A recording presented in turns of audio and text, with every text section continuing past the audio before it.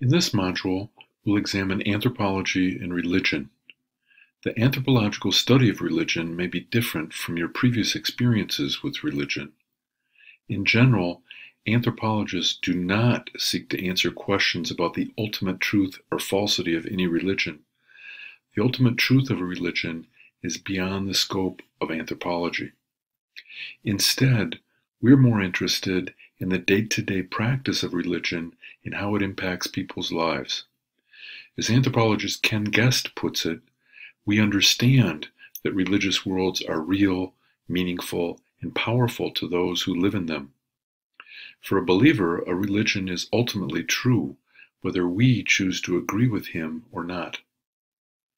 Our job is to understand religious worlds culturally, from a materialist and social perspective, and as systems of meaning. Let me begin with a story. When I was a freshman in college, I fell in love with a freshwoman. Her name was Mary. Mary was Catholic and a churchgoer, but she had a boyfriend back home, so she wouldn't go out for pizza with me, but sometimes she'd let me go to Mass with her. Now I was no angel, and it turns out neither was Mary, but that's another story. In any case, we spent a few sacred moments together on Sunday mornings in the house of the Lord. When I was a freshman, I was a bit of a skeptic, a regular doubting Thomas. I had a lot of nagging questions about who I was and how the world was. Mary, on the other hand, didn't ask many questions. Maybe she already had the answers. When I asked her why church was so important to her, all she said was, "I go to Mass every Sunday." In near despair, I asked, "But what does that mean? Is it the holy water, the purification from sin, the passion of the cross, the ritual sacrifice, the collection, that is, the inspiring sermon, the ingestion of bread and wine miraculously transformed or transubstantiated into the Messiah's body and blood, or the beauty of the organ music? What did it mean to her to be Catholic?" "I go to Mass every Sunday." Mary, it turns out, was carrying around her own brand of Catholic guilt, which she needed to cleanse on a weekly basis.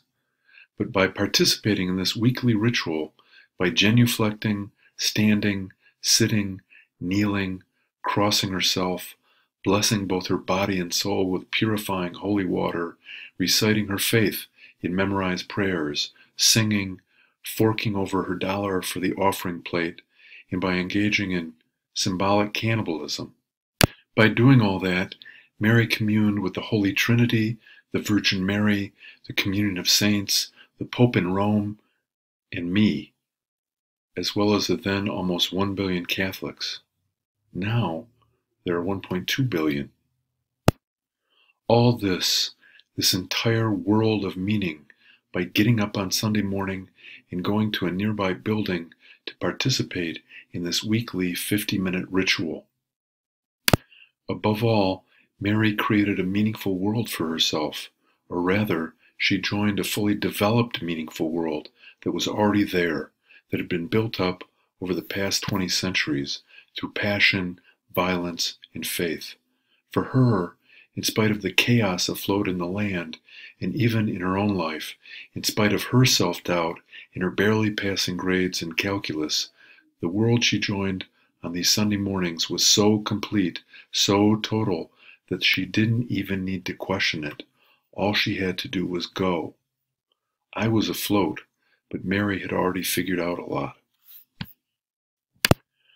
From an anthropological vantage point, this little story about a good Catholic girl raises a lot of questions.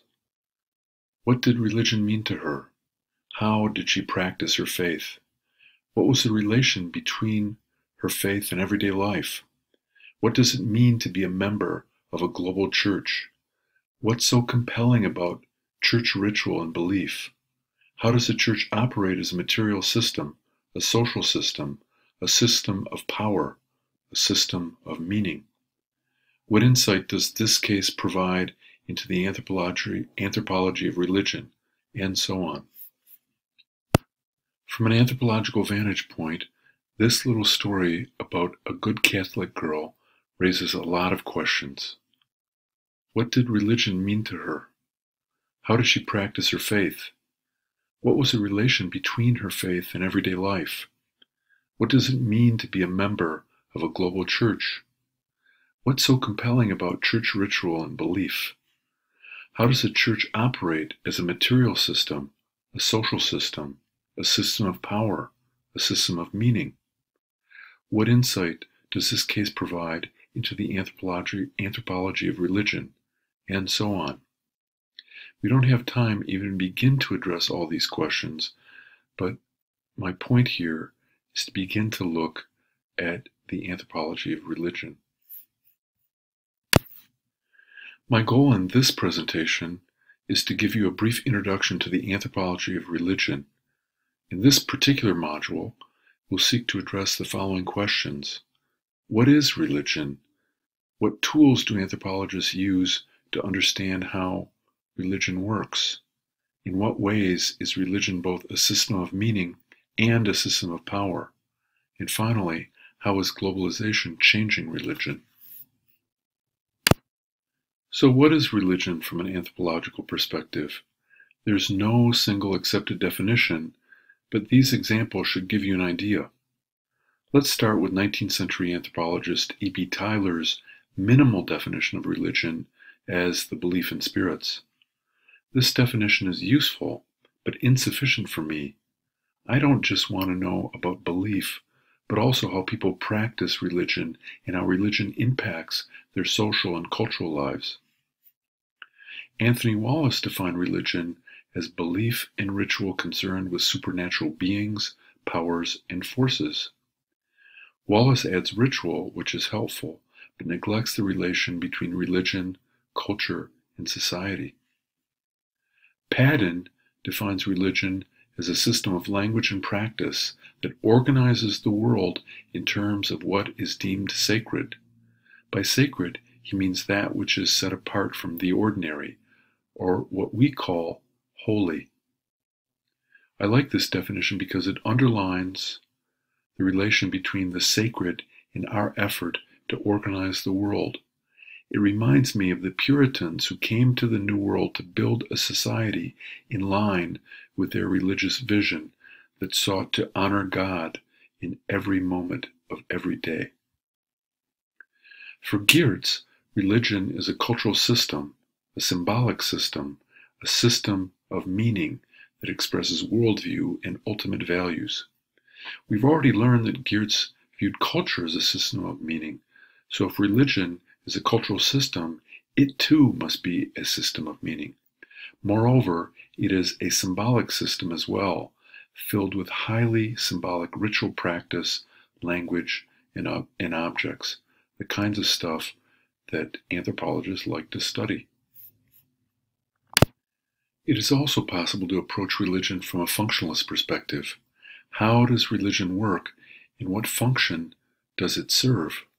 Here, religion is viewed as a form of social organization, including persons and institutions authorized to perform rituals, articulate religious teachings, and interpret sacred myths. It also includes the body of authorized myths and rituals. From an anthropological vantage point, we can analyze religion from a functional perspective or as a system of meaning. Functional questions include the following.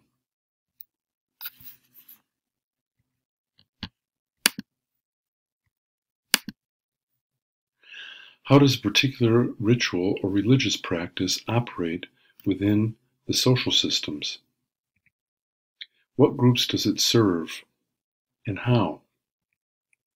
With what other social institutions is it connected? If we're interested in the meaning of religion, we might ask the following types of questions. What does a particular ritual or religious practice mean to its practitioners? To what other meanings is it linked, and how are these meanings encoded in religious myths? To what extent are these interlinked meanings organized into a system? There are many social science theories of religion that focus on what religion does. Here are three. From an intellectual or cognitive perspective, religion explains how and why the world is as it is. Have you ever visited the Creation Museum in Hebron, Kentucky? It's owned by a nonprofit Christian New World creationist ministry called Answers in Genesis. According to this group, Genesis in the Bible explains a great deal, literally, about how the world is and came to be. From a psychological perspective, religion allows us to cope with times of trouble, stress, anxiety, and suffering in our lives. Finally, from a social perspective, religion instills and maintains common values, leads to increased conformity to cultural norms, and promotes cohesion and cooperation. 6 of the 10 commandments, for example, focus on social rules: to honor our parents and not to commit adultery, murder, theft, lie about our neighbors, or covet anything that belongs to our neighbors, including property and household members, especially his wife. A 7th is to keep the Sabbath day.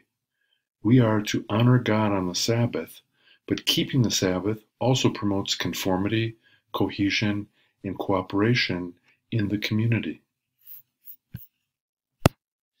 When it comes to belief and practices, the anthropology of religion seeks to answer 4 key questions. What do you believe? How do you practice? How does what you believe shape your practices? And how does what you practice shape your beliefs? Obviously, these questions get at the important relation between belief and practice. At first glance, we might think that we practice religion because we believe in it, but our practices also shape that belief. The fact that Muslims stop what they're doing and pray 5 times a day, to wash themselves, face Mecca, bow down to Allah, and recite prayers and Quranic verses, surely exercises a strong impact on belief. What do you believe? What do you practice? How does your belief shape your practices? And how does your practice shape your beliefs? Obviously, these questions get at the important relation between belief and practice. Now, at first glance, we might think that we practice religion because we believe in it, but our practices also shape our belief. The fact that Muslims stop what they're doing and pray 5 times a day, they perform ablutions, face Mecca, bow down to Allah, and recite prayers and Quranic verses, surely exercises a strong impact on belief. According to Kenneth Guest, anthropologists are more interested in how people practice a religion and how that religion affects people in their lives than in specific doctrines. From this perspective, Guest identified 7 core elements to religious belief and practice found around the world. 1. A belief in powers or deities whose abilities transcend the natural world, such as a belief in some form of supernatural power. 2. Myths and stories about the meaning and purpose of life. These myths often cover how life originated and the role of humans in the universe. 3. A set of ritual activities that reinforce or instill these collective beliefs. This can include acts like private prayer, worship services, ceremonies, etc. And 4. A symbol system used in religious practice that represents key aspects of the religion or tenets of faith. For example, the crucifix or cross in Christianity, the Star of David in Judaism, the star and crescent in Islam, and so on. 5. Identifiable specialists in the religion who assist or instruct the average believer, such as priests, rabbis, etc. Institutions that preserve, explore, teach, and implement the religion's beliefs. These can be everything from a simple countryside chapel to archives and libraries that seek to preserve a religion's heritage. And 7, a community of believers. The beliefs and practices of one person represent a single and isolated experience. Only when a group of people share a belief system can we call it a religion. Not every religion incorporates all 7 of these core elements, and some religions emphasize certain elements more than others. Now, let's return to Mary's story just for a moment, because it incorporates all of these elements: belief in deities, myths and stories from the Bible, ritual activities, a symbol system, religious specialists, the institution of the church, and a global community of believers. One way to look at religious difference is to compare Orthodox and Heterodox practices. Orthodoxy refers to the religious symbols, definitions, and categories maintained by the dominant group. What is the proper way to believe, to pray, to undertake religious practices? Heterodoxy refers to the alternative religious symbols, definitions, and categories promoted by various subgroups.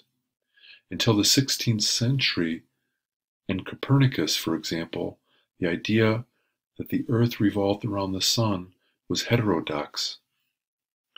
Finally, if most of culture is taken for granted, doxa refers to the unexamined assumptions underlying both orthodox and heterodox beliefs and practices. Among Christians, for example, doxa would include the idea that Christ is the Son of God, and therefore divine, but also human. As an example of the tensions between orthodoxy and heterodoxy, let's consider the case of Amma's healing room. Amma's story also illustrates a local expression of a universal religion, in this case, Islam. Amma is a Muslim woman in India who's believed by many to have miraculous healing powers. Her healing practice draws large crowds of people seeking her services, and they are not all followers of Islam. Amma, however, explicitly practices a form of Islam. In her healing rites, she gives charms and remedies that include verses from the Quran, the Islamic holy text. Thus, she's claiming an active Islamic identity. But the ability for an individual to be possessed by miraculous powers is not fully accepted in Islam. Amma also breaks other Islamic tenets on gender. Her status empowers her as a woman and gives her a degree of religious power. Typically, women in the Islamic religion cannot be spiritual leaders. Her status and reverence as a healer gives her such a status, again, bucking conventional definitions of Islam. Thus, her local practice is a heterodox form of Islam that presents an alternative to Muslim orthodoxy. Amma's practice nonetheless incorporates most of the core elements of religious belief and practice: belief in Allah, myths and stories from the Quran, ritual activities, a symbol system, such as Arabic symbols used in healing, a religious specialist, Amma herself, an institution, in this case a small one, her healing room, but also presumably the local mosque, and a local community of believers.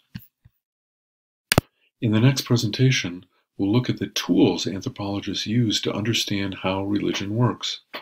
No, I don't mean the tools archaeologists use to excavate religious sites.